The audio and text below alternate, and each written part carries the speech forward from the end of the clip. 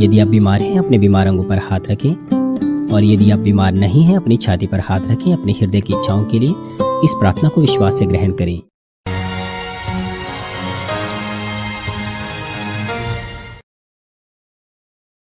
Hallelujah. सर्वशक्तिमान प्रेमी पिता परमेश्वर, कृपया अपना हाथ तमाम भाइयों और बहनों पर रखें जो यहाँ पर इस प्रार्थना को ग्रहण कर रहे हैं। उनके हृदय में विश्वास को बोइए और उनके नकारात्मक विचार और शक को दूर कीजिए। तमाम क्लेश और आजमाइशें उन्हें छोड़ के चले जाएं। पवित्र आत्मा की आग के द्वारा सिर से लेकर पैर तक उनके तमाम बीमार और दर्द भरे अंगों को जला दीजिए। यीशु मसीह के नाम से मैं आज्ञा देता हूँ, शत्रु, दुष्ट और शैतान, तमाम बीमारियां, रोगाणु, विषाणु और निर्बलताएं दूर हो। ज्योति उन पर चमके। उनके तमाम असाध्य और अंतकारी रोग पवित्र आत्मा की आग के द्वारा झुलसा दीजिए। तमाम प्रकार की महामारियां, मलेरिया सहित जला दीजिए। तमाम संक्रामक रोग, जुकाम, बुखार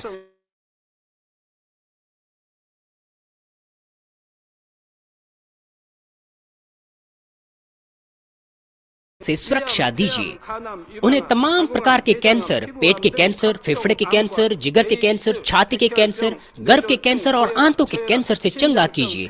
और तमाम दूसरी बीमारियां जैसे कि एड्स, ल्यूकेमिया, दिमागी रक्तघात, उच्च रक्तचाप, धीमा रक्तचाप, हृदय के रोग, फेफड़े के रोग, स्त्री रोग, थायराइड के रोग और तमाम सूजन और जलन दूर हो। पोलियो, लकवा, गठिया और आंत के रोगों से वे चंगे हो जाएं। तमाम प्रकार के दर्द उनसे दूर हो। पीठ दर्द, सिर दर्द और मानसिक दर्द सहित मिर्गी, स्वलीनता, उदासी, तंत्रिका रोग और तमाम दूसरी मानसिक बीमारियों से वे आजाद हो जाए। तमाम प्रकार के लकवे से वे खुल जाएं, उठे, चले और वे कूदे। वे अच्छी आंखों की दृष्टि प्राप्त करें और अच्छी सुनने की शक्ति प्राप्त करें। अंधे देखने लगे, बहरे सुनने लगे और गूंगे बोलने लगे। दुर्घटना के तमाम दुष्प्रभावों को ठीक कीजिए। उनकी टूटी हड्डियां ठीक कीजिए। उन्हें जलन से ठीक कीजिए। जलन और दहन संवेदनाओं से दूर हो। तमाम प्रकार की नशे की लत से और पदार्थ के इस्तेमाल से साफ हो जाओ। पिता, मृतक कोशिकाओं, उत्तकों और तंत्रिकाओं को फिर से ठीक कीजिए और मृतकों को जिला दीजिए। उन्हें आशीष दीजिए गर्भधारण की। पिता, उन्हें गर्भधारण की आशीष दीजिए। यीशु मसीह के नाम से मैं आज्ञा देता हूँ, शत्रु, दुष्ट और शैतान, हवाओं के शासक, बुरी सेनाएं और उनके दास उनसे दूर हो।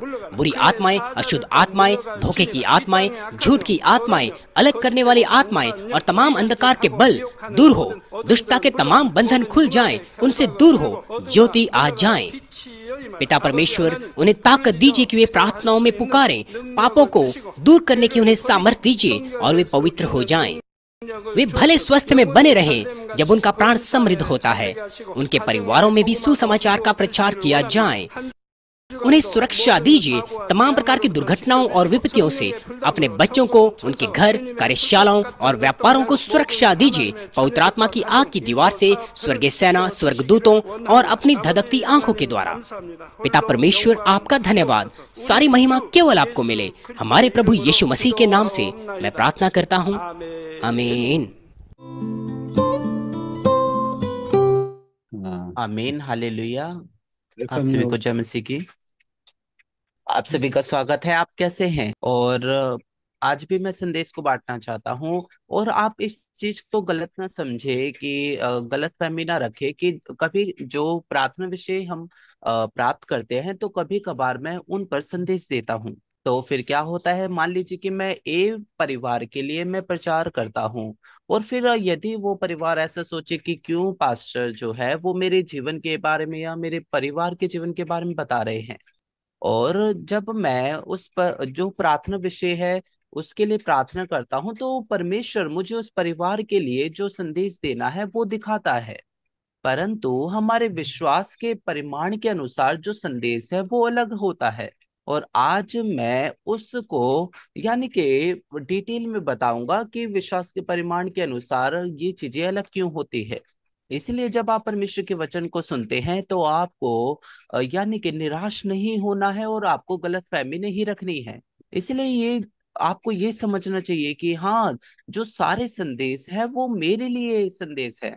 ये हमें ये नहीं समझना कि ओ ये संदेश तो मेरे पति के लिए है या फिर मेरे सेल ग्रुप लीडर्स के लिए है। हमें ऐसा नहीं समझना है, परंतु हमें सभी संदेशों को अपना संदेश बनाना है कि वो मेरे लिए संदेश है। आमीन। हम एक बाइबल पद को पढ़ेंगे, याकूब 1 अध्याय 20 पद को। और जैसे कि वचन में लिखा हुआ है, क्योंकि मनुष्य का क्रोध परमेश्वर के धर्म का निर्वाह नहीं कर सकता है। और जब हम गुस्सा आता है हमें, तो फिर वो ना केवल हम गुस्सा करते हैं, परंतु वो चीजें जो हमारे हृदय के अंदर होती है, और वो चीजें वो हमें नहीं करने देती जो हम करना चाहते हैं। और इसका अर्थ है कि जब हम चर्च जाते हैं, सबके दिन को पवित्र रखते हैं और दशवांश देते हैं, तो लगभग सारी जो मुश्किलें हैं वो समाप्त हो जाती हैं। और जब हम इस प्रकार से करते हैं, तो फिर जैसे कि निर्गमन 15 अध्याय में वचन है कि यदि तुम मेरी आज्ञा को पालन करोगे तो कोई भी बीमारी तुम पर ना पड़ेगी। हम बाइबल पढ़ेंगे निर्गमन 15 अध्याय 26 पद में। और जैसे कि यहाँ पर लिखा हुआ है कि और यहाँ पर लिखा हुआ है कि यदि तू अपने परमेश्वर यहोवा का वचन तन मन से सुने और उसकी दृष्टि में वही ठीक वही करे, और उसके आज्ञाओं पर कान लगाए और उसकी सब विधियों को माने, तो जितने रोग मैंने मिस्रियों पर भेजा है उनमें से एक भी तुझ पर ना भेजूंगा, क्योंकि मैं तुम्हारा चंगा करने वाला यहोवा हूँ। आमीन। और इसीलिए फिर हम इस वचन को सटीक रूप से लागू कर सकते हैं, और कि सबके दिन का पालन ना करने के कारण, या मूर्तियों की पूजा करने के कारण, या फिर पापों को करने के कारण ये जो समस्याएं हैं आती हैं। और एक बार जब हम हर प्रकार के पापों को करना रोक देते हैं, तो जो हर प्रकार की समस्याएं हैं, बीमारियां हैं, वो रुक जाएंगी। और अब हमारे घरों पर कोई भी दवाइयों का डब्बा नहीं है, और पहले से ही जो दवाइयां थी वो उनकी डेट एक्सपायर हो चुकी है। परंतु फिर भी हमारे जीवन में अभी भी एक या दो समस्याएं हैं। और दूसरी जो चीजें हैं वो ठीक है, उसकी कोई समस्या नहीं है, परंतु अभी भी है हमारे जीवन में एक या दो समस्याएं हैं, कठिनाइयां हैं। और क्या होता है कि कुछ परिवारों के लिए परमेश्वर आर्थिक रूप से उन्हें ट्रेन करता है। और यानी कि परमेश्वर क्या करते हैं कि बीमारियों के द्वारा, आर्थिक समस्याओं के द्वारा, और भी दूसरी चीजों के द्वारा वो उनको संशोधित करते हैं। और जब मैं जवान था, तो जो मेरे पिता थे वो शराब पिया करते थे, परंतु जब वो चर्च आने लगे हैं तो उन्होंने शराब पीना छोड़ दिया है। परंतु जब वो शराब पीकर घर आया करते थे, तो वो झगड़ा किया करते थे। तो उस समय मैं सोचता था कि किस प्रकार का पाप मैंने किया है। और फिर मैं सोचता ओ झूठ बोलने के कारण, या फिर झगड़ा करने के कारण, फिर अगर ये चीजें होती है, वो क्यों शराब पीकर घर आते हैं। और मैं नहीं जानता कि हाँ वो चीजें इससे संबंध रखती थी या नहीं, परंतु मैं अपने आप को खोजने की कोशिश करता था। और अब जब वो चर्च जाने लगे हैं, तो अब सब चीजें उन्नत करने लग रही है और सब चीजें ठीक है। और जैसे कि मैंने आपको बिजनेस के बारे में बताया था, 25 साल पहले मैंने वो बिजनेस किया था। तो फिर सब चीजें ठीक थी, परंतु क्या हुआ कि वो जो पैसा है वो मेरा चला गया। और वो मेरी गलती के कारण गया, परंतु अब वो चीजें कैसे पुनः ठीक हो सकती है जो मेरी योग्यता से बाहर है। इस प्रकार से हमारे पास एक या दो कठिनाइयां हैं जिस पर हम विजय नहीं प्राप्त कर सकते।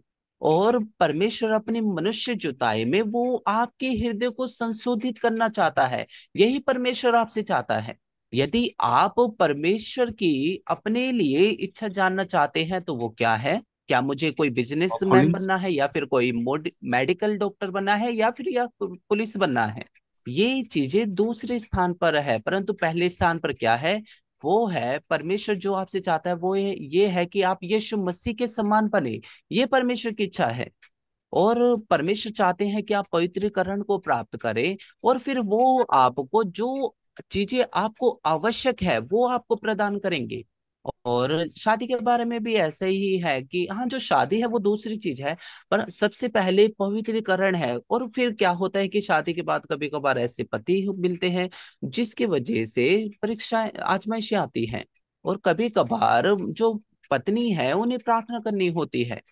और यानी कि मान ली सब चीजें ठीक है, परंतु जो पत्नी है वो बीमार है या फिर कुछ है, तो फिर जो पति है उसे प्रार्थना करनी है।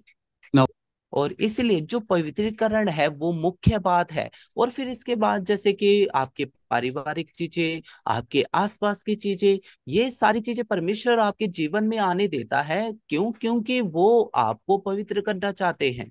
और इसी कारण से जब आप चर्च जाते हैं, तो जो बच्चे हैं वो समस्या को पैदा कर देते हैं, या फिर बच्चे नहीं होते हैं। या फिर कि मैं कुछ करना चाहता हूँ या फिर कोई जॉब प्राप्त करना चाहता हूँ। हाँ, मैं कुछ करना चाहता हूँ परंतु नहीं कर पा रहा हूँ। तो फिर क्या करना है? क्या हमें केवल इस प्रकार से प्रार्थना करनी है कि ओह पिता परमेश्वर कृपया मुझे ये दीजिए या ये दीजिए? नहीं, अब हमें इस प्रकार से नहीं करना है। अब हम परमेश्वर के वचन को जानते हैं।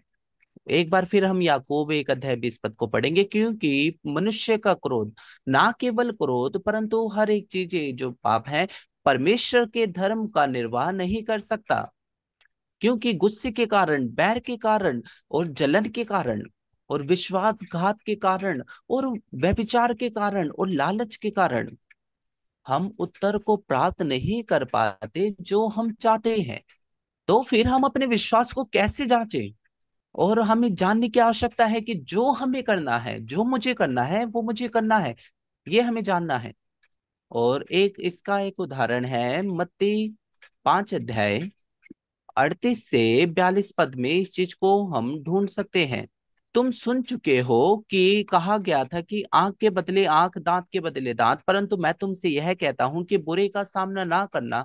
परंतु जो कोई तेरे दाहिने गाल पर थप्पड़ मारे उसकी और दूसरा भी फेर दे। और यदि कोई तुझ पर नालिश करके तेरा कुर्ता लेना चाहे तो उसे दोहर भी लेने दे। और जो कोई तुझे कोस भर बेगार में ले जाए तो उसके साथ 2 कोस चला जा। जो कोई तुझसे मांगे उसे दे, और जो तुझसे उधार लेना चाहे उससे मुंह ना मोड़। आमीन। और जैसे कि यहाँ संदेश है, आंख के बदले आंख।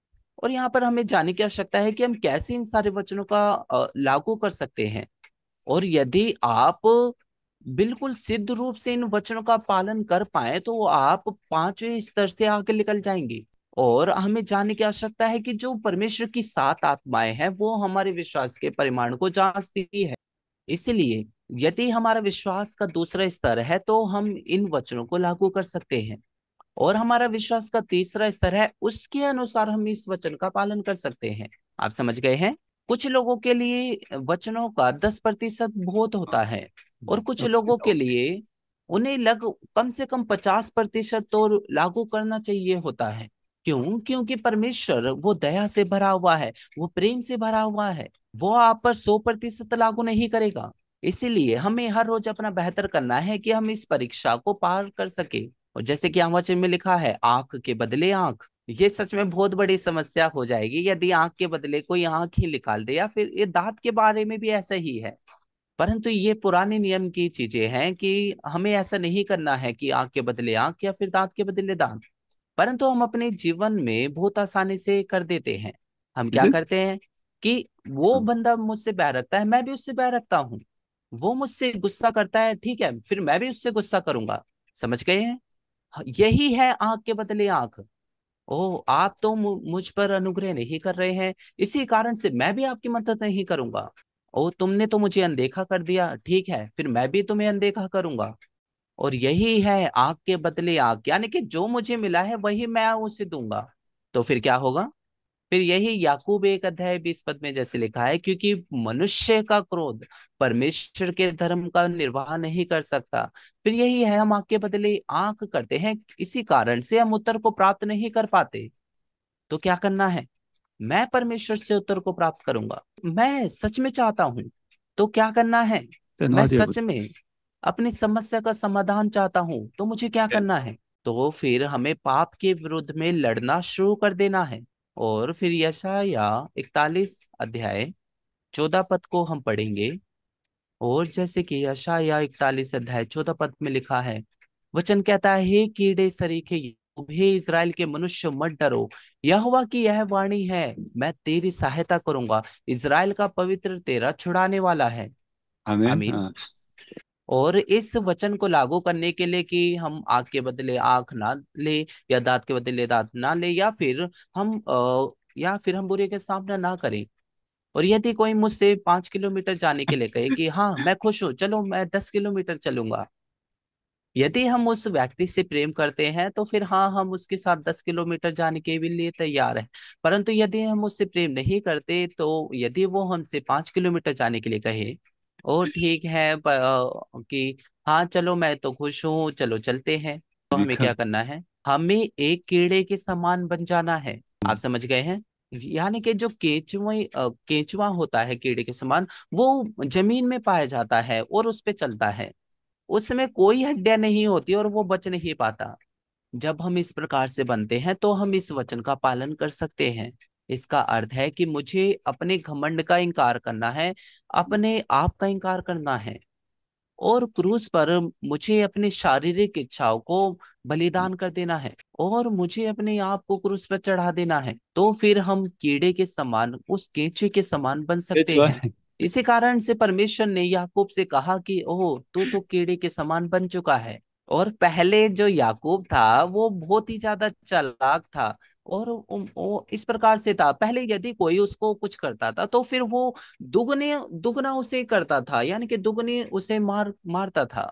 परंतु अब याकूब किस प्रकार से बदल गया है, और अब यदि कोई उसके दाहिने गाल पर थप्पड़ मारता है कि हाँ, फिर वो कहते हैं हाँ मैं अब कीड़ा बन चुका हूँ, हाँ मेरे बाएं गाल पर भी मार दीजिए। और जैसे कि बाइबल में बताया गया है, यदि हम मरेंगे तो जिएंगे, यदि हम मसीह में मरेंगे तो परमेश्वर आपको उठा, यानी कि उठा देगा, और वो आपको पुनः ठीक कर देगा। और ये वो चाबी है, हम कैसे परमेश्वर से उत्तर को प्राप्त कर सकते हैं। और यही वो है जीसन टीवी का संदेश जो हमारे चरवाहे हमें सिखा रहे हैं। हम इस संसार में दूसरे संदेशों में इन चीजों को नहीं ढूंढ सकते। इस स्थिति में हाँ, सब चीजें ठीक है, परंतु एक जो समस्या है, एक जो कठिनाइयां है, वो मैं सुलझा नहीं पा रहा हूँ। तो उसके लिए क्या करना है, हमें केंचुआ जो एक कीड़ा होता है उसके समान बन जाना है। और जैसे कि 38 पद में लिखा है, परंतु तुम सुन चुके हो कि कहा गया था कि आंख के बदले आंख, दांत के बदले दांत, परंतु मैं तुमसे कहता हूं कि बुरे का सामना ना करना।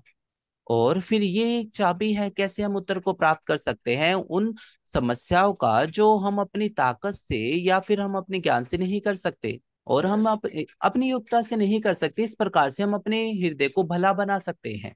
यदि आप अपना बायां गाल भी आगे कर सके तो फिर मैं विश्वास करता हूं कि आप योग्य हो जाएंगे कि आप तीसरे स्वर्ग के राज्य में प्रवेश कर सके। क्योंकि ये वो मार्ग है कि हम कैसे विश्वास के चौथे स्तर में प्रवेश कर सकते हैं। अब आप समझ गए हैं कि परमेश्वर ने आपके जीवन में इस प्रकार की परिस्थिति आने दी है कि आप उस विश्वास के स्तर में आगे बढ़ सके। तो फिर हम तीसरे स्वर के राज्य में प्रवेश कर सकते हैं। परंतु और फिर हम और ज्यादा इससे आगे बढ़कर कर पाए तो फिर हम नए यरूशलेम में प्रवेश कर पाएंगे। यदि हम बस आसानी से यही कहे कि ओ मैं तो नेशनल जाना चाहता हूं, परंतु हमें जांचने की आवश्यकता है कि क्या मैं आंख के बदले आंख तो नहीं कर रहा हूं। और फिर यदि हम इस प्रकार से इन वचनों का पालन करेंगे तो फिर जो अंधकार है वो आपको नहीं छूने पाएगा। जहां कहीं आप जाएंगे आप आशीषित होंगे, सुरक्षित रहेंगे। आमीन। आइए हम साथ मिलकर प्रार्थना करें। पिता परमेश्वर, हमने आपके वचन को सुना है, कृपया हमें सुरक्षा दीजिए, आशीष दीजिए। और अब हम समझते हैं कि हमारे जीवन में जो परिस्थितियां आती हैं वो आपने हमारे पवित्रीकरण के लिए आने दी है।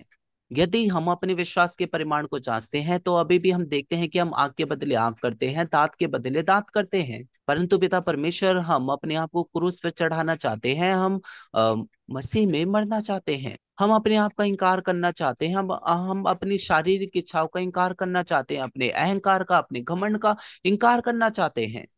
हम अपने आप को दीन करना चाहते हैं और आपके वचन का पालन करना चाहते हैं। धन्यवाद देता हूँ पिता, यीशु मसीह के नाम से मैं प्रार्थना करता हूँ।